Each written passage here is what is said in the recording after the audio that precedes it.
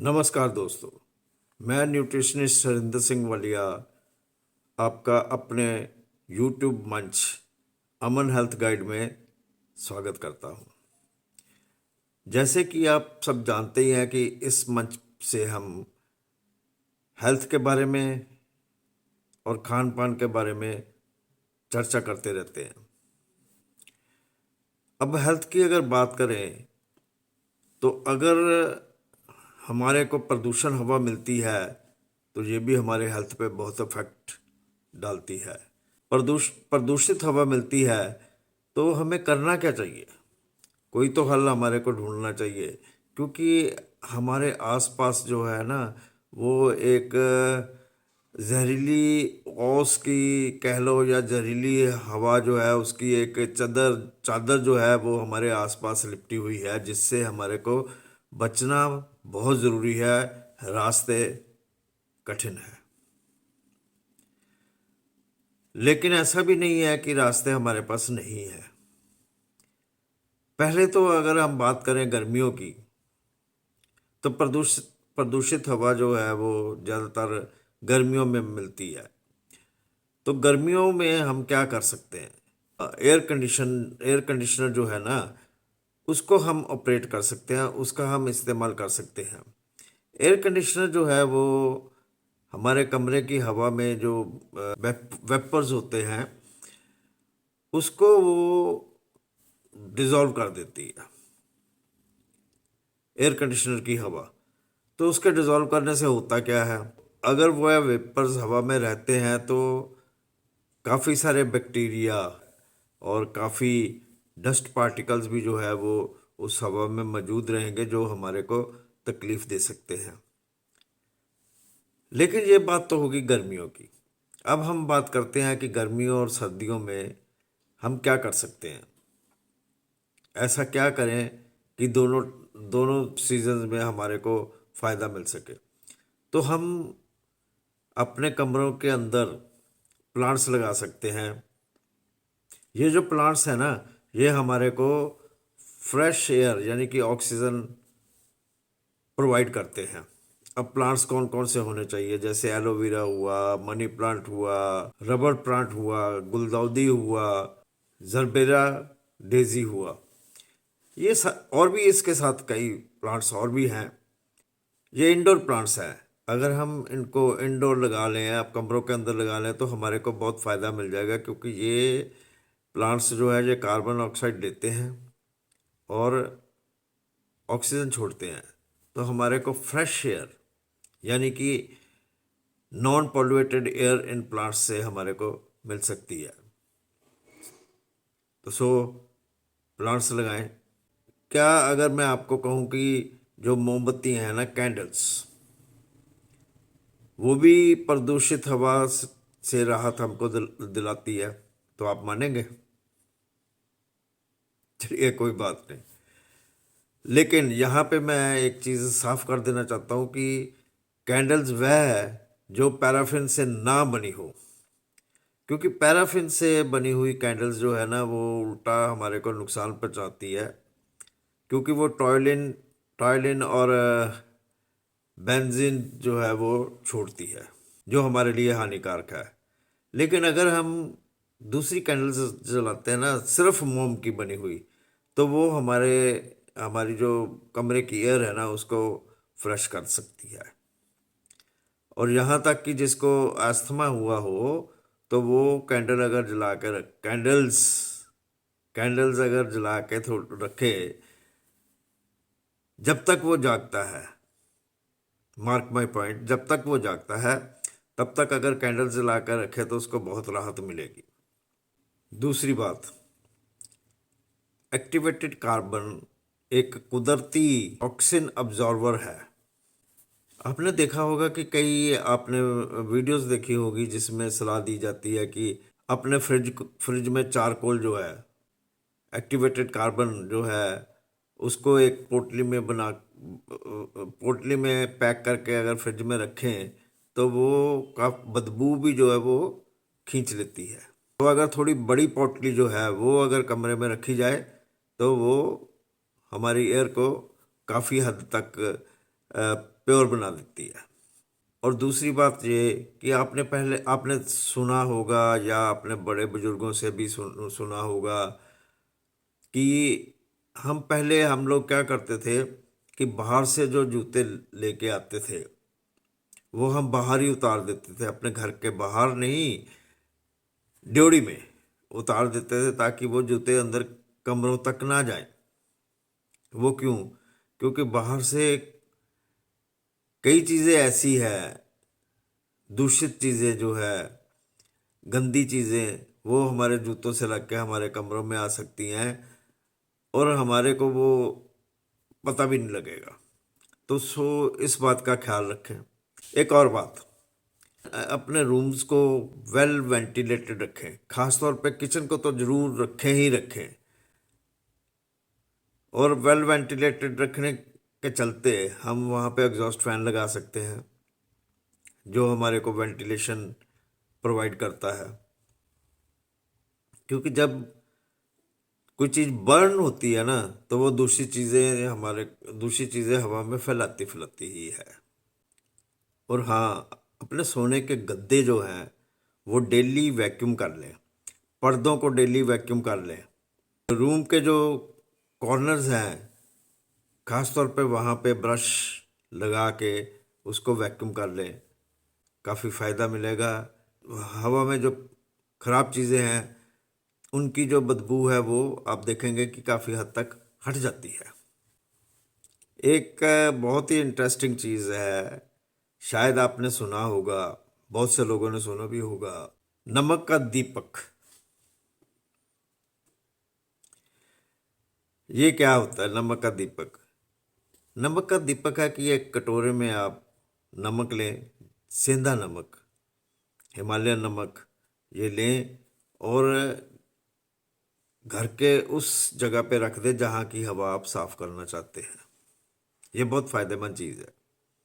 ये नमक आप अपने टेबल पे भी रख सकते हैं, जहाँ आप काम करते हैं थोड़ी मात्रा में रख लें, कमरे में उस हिसाब से रखें, टेबल पे उस हिसाब से रख लें। ये भी आपको बहुत फ़ायदा देगा। और दूसरी बात, और अब तेल के दीपक क्या है, आप कटोरा ले लीजिए, बहुत बड़ा नहीं, मीडियम साइज़, छोटा साइज़ आप कटोरा ले लीजिए, उसमें आप अजवाइन का तेल या दूसरे जो लवेंडर का तेल, ये उसमें डाल के किसी जगह अपने कमरे में रख दें। ये भी हमारे को फ्रेश एयर देने में मदद करेगा। मेनोपास 40 ईयर से लेके 51 ईयर तक कभी भी हो सकता है, लेकिन इसका पता कैसे चलेगा? इरेगुलर पीरियड्स शुरू हो जाएंगे और हॉट फ्लैशेस होंगी। हॉट फ्लैशेस क्या है? गर्दन, चेहरा, इस पे जो है कुछ देर के लिए एकदम से ये स्किन वार्म हो जाती है। लेकिन यहाँ मैं एक बात ज़रूर कहना ज़रूरी समझूंगा, वो ये कि ये जो हॉट फ्लैशेज है ना, इसको डायग्नोस जो है डॉक्टर से करवाइए। वो कुछ टेस्ट भी करके आपको बता सकता है कि आप जो है मेनोपॉज में जा रहे हैं या नहीं। सो इरेगुलर पीरियड्स, और ये जो इरेगुलर पीरियड्स हैं ये 12 महीने तक अगर चलें और उसके बाद बंद हो तो आप कह सकते हैं कि ये जो है मेनोपॉज शुरू हो गया। ये कुदरत का एक खेल है, उम्र के हिसाब से हर चीज़ बदलती है। सो हम वही जानना चाहते हैं कि उम्र के हिसाब से जो चीज़ें बदलती हैं तो होता क्या है और फिर करना क्या है। मीनोपॉज के बारे में तफसील से अलग से कोई वीडियो बनाएंगे, लेकिन यहाँ पे हम आपको मोटा मोटी जो है वो बात बता देते हैं ताकि एक इंडिकेशन मिल सके। अब आगे क्या? आगे ये कि मीनोपॉज होने से जो है वो कैल्शियम की कमी तो शुरू हो जाएगी, हड्डियाँ जो हैं वो कमज़ोर होनी शुरू हो जाती हैं और वो क्रैक भी किसी वक्त हो सकती हैं। इस दौरान आपको high fibre, low fat, menopause के पीरियड में, जो कि हमने जैसे पहले बताया 41 ईयर्स से लेके 51 ईयर्स तक कभी भी शुरू हो सकता है और एंड होता है जिस वक्त व्यक्ति का एंड हो जाता है। और इसमें क्या करना क्या है, इसमें low fat, low salt, high fibre, high calcium diet लेनी पड़ेगी। Soya milk, chickpeas, flax seeds यानी अलसी के बीज जो हैं, अलसी का तेल भी जो है वो भी बहुत काम करेगा। लेंटिल्स, और जो फूड है ना वो होल ग्रेन अगर लें तो वो ज़्यादा ही अच्छा होगा। होल फूड न्यूट्रिशन से भरा हुआ आपको लेना होगा। ये मैं मेनोपॉज के बारे में नहीं कह रहा हूँ, ये मैं अडल्ट जो लोग हैं ना, एल्डरली जो लोग हैं, उन दोनों के उन सब के बारे में ये मैं बात कर रहा हूँ। मीनोपॉज के बारे में सिर्फ वो जो 41 और 51 ईयर्स के बीच में जो पीरियड है ना उसमें कैल्शियम ज़्यादा खाना यही बताया था। बाकी जो आप चीज़ें मैं बता रहा हूँ ना खाने के लिए, ये मीनोपॉज वाली लेडीज़ भी और दूसरे जो जेंट्स हैं जो जिनकी उम्र हो गई है उनको ये लेना पड़ेगा। आपने ये भी देखा होगा अपने घरों में, अगर आपके घरों में बुजुर्ग हैं तो बुजुर्गों की जो है वो डाइजेस्टिव सिस्टम जो है वो कमज़ोर हो जाता है और उनके चबाने की कैपेसिटी जो है वो भी कमज़ोर हो जाती है। मेटाबॉलिज्म तब कमज़ोर हो जाता है, हड्डियाँ तब कमज़ोर हो जाती हैं और वो बुज़ुर्ग जो है आपको कभी ना कभी ये ज़रूर कहेंगे कि मेरे से चबाया नहीं जाता। तो उस वक़्त आप क्या करें? उस वक़्त आप उनको दाल में या किसी ऐसी चीज़ में, सूप में, वो जो होल ग्रेन फूड है ना उसको उसमें कूट के अच्छी तरह जो है वो मैश करके उसमें डाल के उनको खिलाएं तो वो काफ़ी इफ़ेक्टिव होगा। वैसे तो मैं यही रिकमेंड करूँगा कि आप बुज़ुर्गों को खिलाएं ही ऐसे, हार्ड फूड फूड दें ही ना, क्योंकि उससे कॉन्स्टिपेशन भी हो सकती है और कॉन्स्टिपेशन की प्रॉब्लम जो है ना वो बुज़ुर्गों में जिस वक्त होती है तो वो बड़ी तकलीफ देह होती है, मेंटली भी फिजिकली भी। लेकिन एक बात और है, पानी भी पर्याप्त मात्रा में दें और इस हिसाब से दें कि ये सोच के दें कि अगर हम उनको ज़्यादा पानी देते हैं ना तो वो बाथरूम रोकने की कैपेसिटी उनकी कम हो चुकी होती है, मसल्स जो है वो कमज़ोर हो चुके होते हैं। से ये सब चीज़ सोच के, लेकिन पर्याप्त मात्रा में भी होना चाहिए, ये सब चीज़ ध्यान में रख के उनको पानी देना चाहिए। और कोशिश करें कि ल्यूकवार्म वाटर ही देते रहें, उससे मेटाबॉलिज्म बढ़ जाएगा। जब मेटाबॉलिज्म बढ़ेगा तो पाचन शक्ति में भी फर्क पड़ जाएगा। अब अगर बात करें आरडीए की, रिक्वायर्ड डाइटरी अलाउंस, बुजुर्गों में, लेडीज़ हो चाहे जेंट्स, इनमें आरडीए रिक्वायर्ड डाइटरी अलाउंस कितना होता है आप जान लीजिए। इसमें बुजुर्गों को जो एनर्जी चाहिए ना वो चाहिए 1786.6 प्लस माइनस 104.11, यानी कि इतनी 104.11 जो है वो कैलोरीज कम भी हो सकती है और ज़्यादा भी हो सकती हैं। इतना अगर दिया जाए तो सफिशेंट है। अब अगर बात करें कार्बोहाइड्रेट्स की, तो कार्बोहाइड्रेट 690.65 ग्राम हमारे को देना पड़ेगा पर डे, हमारे को बुजुर्गों को देना चाहिए। और इसमें 16.91 ग्राम की जो है वो वेरिएशन रहेगी प्लस माइनस। प्रोटीन कितनी दें? 67.07 ग्राम प्लस माइनस 3.97 ग्राम। फैट कितना दे सकते हैं? 89.43 ग्राम्स पर डे। इसमें प्लस माइनस है 5.20 ग्राम। ऊपर नीचे हो सकती है। फैट जो है ना वो 89.43 ग्राम पर डे और प्लस माइनस 16.90 ग्राम पर डे हो सकती है। Pulses, toned milk, egg white, पीले वाला नहीं, एग वाइट, ये उनको दिया जाना चाहिए।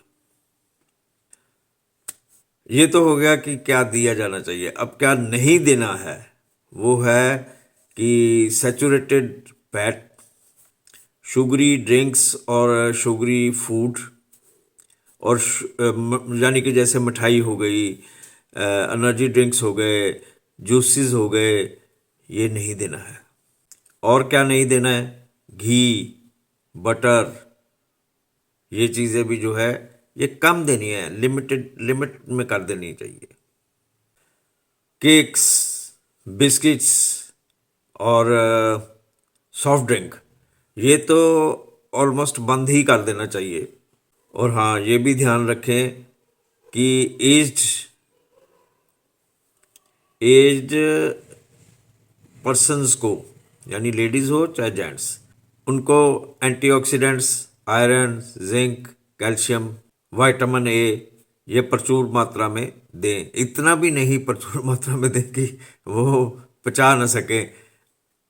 कंपेयर कर लें आरडीए के साथ, यानी कि रिक्वायर्ड डाइटरी अलाउंसेस के साथ। जैसे कि पहले बताया ही है कि लेस सॉल्ट दें, लेस स्पाइसेस प्रोडक्ट दें। पहले भी बताया ना कि सैचुरेटेड फूड, हाँ, फ्रूट्स काफ़ी दें, जितना वो खा सकते हैं इजीली उनको फ्रूट्स दें, लेग्यूम्स दें, ये चीज़ें दें। सो उम्मीद है कि आपको हमारी ये वीडियो पसंद आई होगी।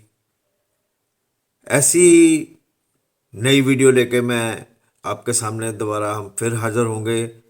तब तक के लिए हरिंदर सिंह वालिया को दें इजाज़त। और हाँ, हमारे चैनल को सब्सक्राइब, लाइक, शेयर करना मत भूलें।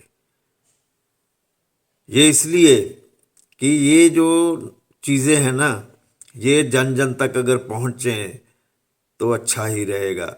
और आप भी ये अपने नियर्स एंड डियर्स को वीडियो शेयर भी करें और चैनल को सब्सक्राइब भी करें और बेल आइकन का बटन दबाना भी मत भूलें, ताकि जब भी कभी वीडियो अपलोड हो तो ये उन तक पहुंच सके।